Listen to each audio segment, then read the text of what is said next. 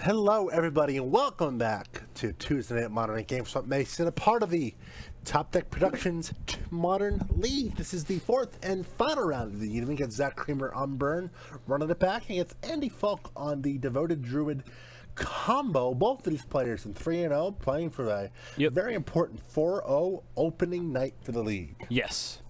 Of course, for those that don't know how the league works, it happens on every Tuesday night here at GameSwap Mason on Top Deck Productions. Players will earn league points equal to the amount of points they earn during the event. Top four will win some cash prizes for their troubles. First place, $100. Second place, $50. Third and fourth, $25 a piece. And that's on top of the store credit prizes they get too from GameSwap Mason. So it's a great way to turn your Tuesday nights into a very profitable night in the words. Looks like Andy's going to mulligan real quick. Yes. Did we catch who's on the play? Not too sure who's on the play here. Because it matters a lot here. But then this is also going to be a lot like the Jeskai matchup, I believe, where instead, so Zach is on the play, where Zach's going to have a potential infinite removal for all of Andy's things, actually more so than the Jeskai list. Correct. But the problem is him using those spells means that he can't use those to kill Andy. So it's probably going to be mostly Zach killing off the Devoted Druids and Viziers, and then everything else going straight to Andy's face. I feel like I like Zach better than Justin just because Zach... I mean, Zach's not, you know, drawing cards or scrying or doing anything like that. He's doing damage, whether it's in his creatures or in his face. He's doing damage and he's doing it quick. Going to do damage, I'm sorry. Also want to remind everyone that in 30 minutes from now, we got this, you can't see it, you can hear it probably. Maybe. Got the if you hit it loud enough. Don't want to hit too hard because we're giving this away. It is the Commander 18 Preconcentric Jund deck featuring Lord Windgrace, the Nature's Vengeance deck. Yeah, 40 entries so far across 216 total tickets. That's a lot of entries there. Yes. If you want to win, it's pretty simple. For viewing us here at Top Deck Productions, you earn mana points. You can check those points by tapping exclamation points. 25 of those mana points earned you one ticket, and you get those mana by watching. For following, you get some points as well. And for subscribing, we give you, what, 500 points? Yes, for subscribing, that's quite 500. a bit. That's quite a bit. Of course, you have a maximum amount of 10 tickets per giveaway that we do each and every week here. This is the third of 4 Commander 18 weeks. Next week is the final week. That's the Healy Ride deck. So, if you don't win tonight, you can use those points you've committed to win next week as well. So make sure you get those entries in. Again, 10 o'clock on the dot, we're going to give it away. Not much going on here in our game. Zach with a end of turn lightning bolt. Andy, no turn one play. Not trying to end the stream early tonight, just these are the only 3-0s that we're playing tonight. And of course, again, we are in Cincinnati, Ohio, which is in southwestern Ohio. So if you want to come down and play in the league, come on to GameSwap Mason, tell them you're here because of the stream and because of the league. It's only $5 to enter for those of you local viewers looking to get in on some league action here at Tuesday nights at GameSwap Mason. Andy has a Devoted Druid, that's his first play, but Zach has a Searing Blaze. He's going to kill the Druid and do some burn points as well. He's got 3 Lava Spikes left over in hand, too. Jiminy an additional 9. He's pretty close.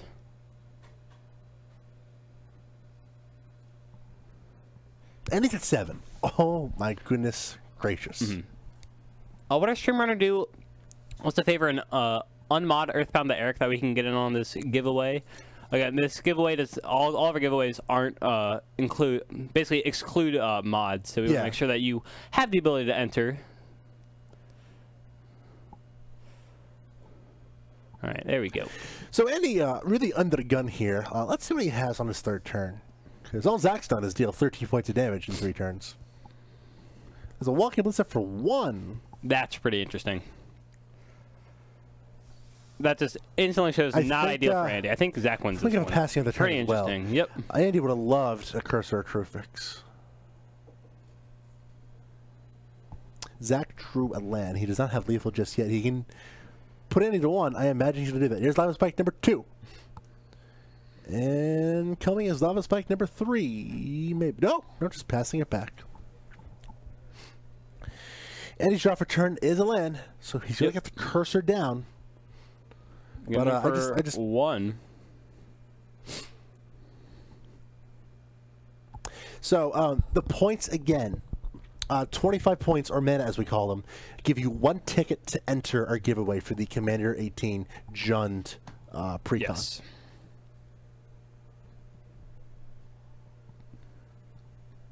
Yep, Andy's saying he has no idea how he survives this. And he's at 1. However, this Goblin Guide, so it's not going to finish him. No, Goblin Guide can't seal the deal. Here we go. Drop at a turn is the Birds of Paradise. Kind of a land, but not really. Mm-hmm.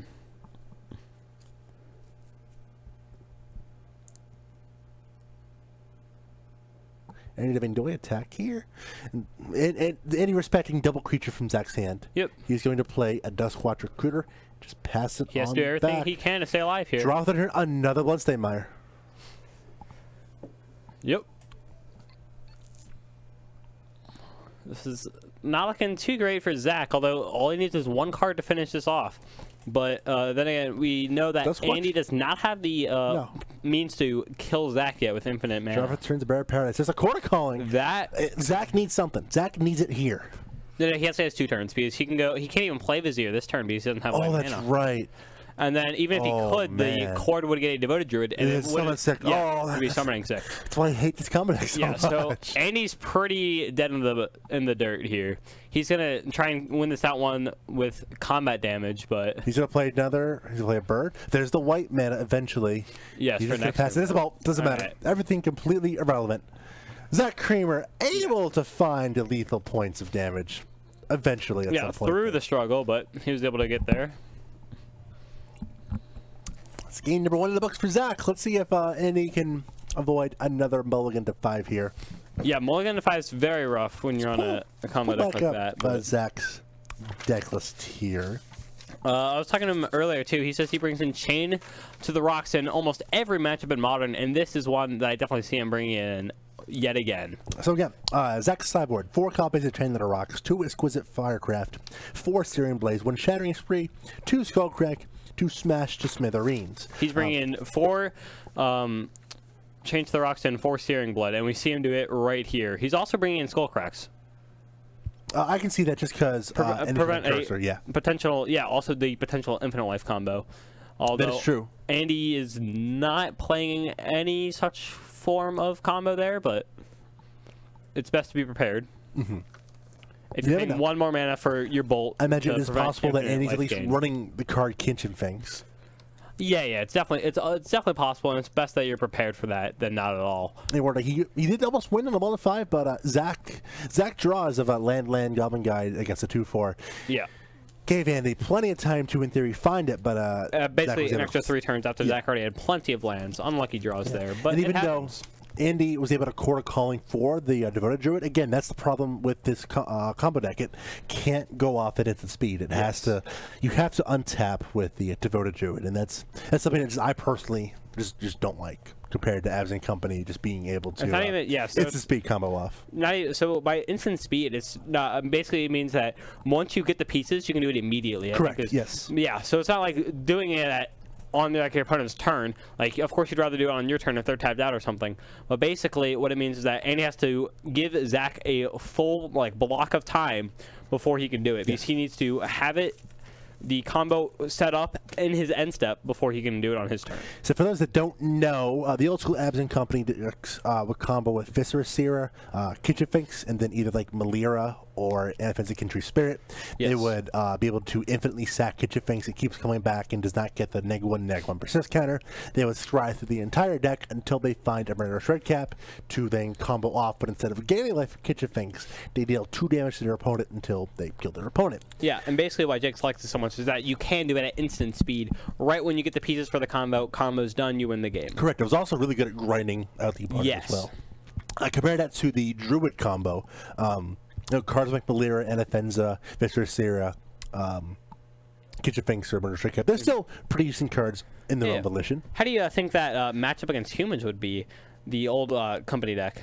Probably not good. Yeah.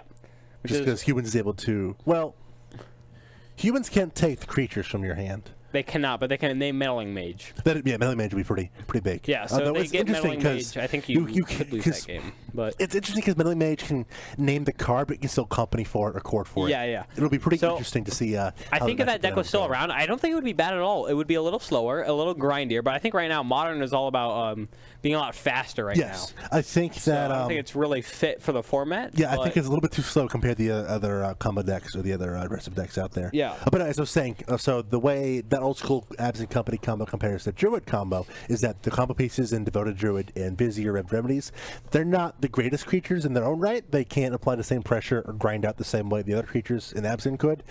Also, you do have to untap with Devoted Druid to make sure you can tap it, because it is summon sick and you can't activate its ability when it's summon sick.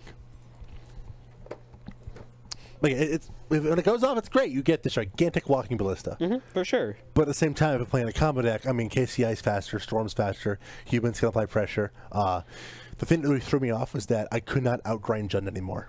And that's something I was just not the biggest fan of. Yep.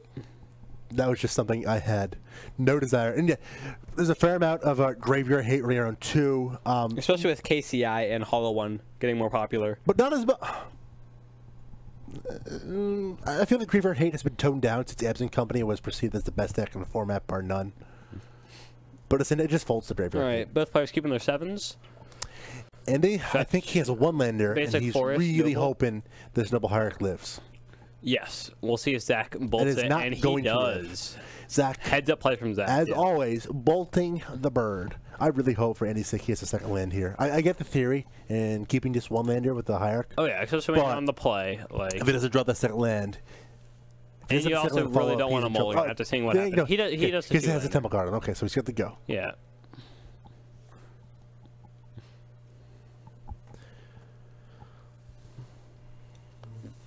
Again, 20 minutes till we announce the giveaway winner.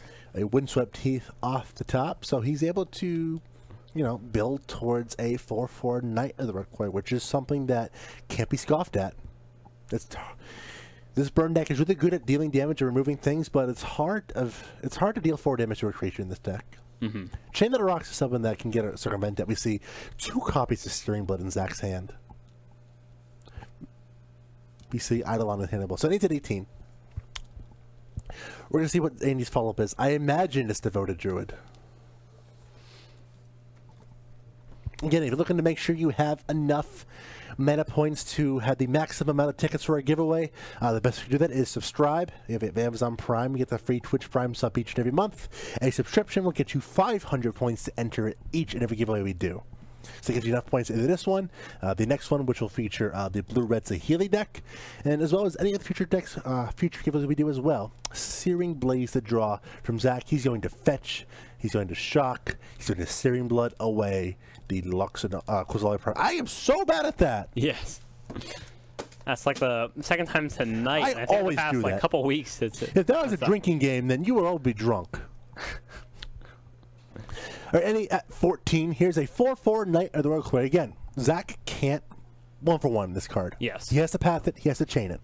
He does not play Path, so he only does Chain. No paths at all? Let me double check. No, I was talking to him earlier. He said he does not like the Path at all. He thinks Chain is the best way to go. No. And I completely agree with him. Okay. So he's got to find the Chain That Rocks. Otherwise, he has to 2-for-1 himself to get rid of this first of several Knights that are coming. Just try and race it. There's a couple options here. He does have double Boris Charm. And he has a Helix as well. He has Eidolon. Searing Blood. He has a lot of potential here just to race it. He can stop the combo. And he has a Path in hand. I don't see a path. Andy. Oh, Andy has a path. Okay. Yeah, it's really interesting. So for like Goblin Guides and Monastery Swiss Spears are going to be the big Andy hit. is respecting too, but these creatures from Zach's deck. He is, but it's just interesting. Zach's going to pass it back. And he will draw. It is a copy of We're going to see probably an end turn Boros Charm. And he's going to go combat. He has Searing Bloods and stuff ready, though. Ready to go. If I'm Andy, I just slam this second Knight, and that's what he's doing. Knight number 2. And then what Zach can do here, he can actually trigger Landfall at instant speed with this fetch line, which is why he hasn't fetched it quite yet. He's but he can't Helix? Or in a Boros Charm. Okay, yeah. He's just a Boros Charm, deal 4. Draw for the turn is another Boros Charm. Okay, that's pretty good. He wants another land, so we can start playing double burn spells here, but... Yeah, like the Searing Blood, Searing Blaze is a great way to kill while dealing endurance damage. Yes. I believe Zach is at 13. Yeah, I think he took the hit. We're not sure how much. Not sure how much. It should have been 4. Shocked. Yeah. He's at a 12. Okay. 10 to 12. Okay. Life total's all good to go. Dusk Watch recruited the draw there from Andy. Of note, he has the ability to path his own creature if Zach tries to Searing Blaze it or Searing Blood it. That's going to be a really interesting decision line if Andy wants to go for that line of play. I feel like he wants to get that into Dusk Watch just because he's able to deal damage. I think he flashed. To be fair, too, this is also a true turn clock. Andy, I feel like Andy's debating, do I throw down this creature as a bait for one of his multi-targetable burn spells? He's going to play a Noble Hierarch. Okay. He's going to straight into the combat. Just the one. That's really weird. That is very interesting. To be fair, Andy might not know Zach does not have Path. I don't know about this. Well, even if you want to get him both for sure, then if he does have Path. Yeah, it was always a 2-turn clock. Because now he's at 6, and if he drew a Lava Spike, that's game. That's just game. He has land, Lava Spike, and Lightning Helix. Interesting.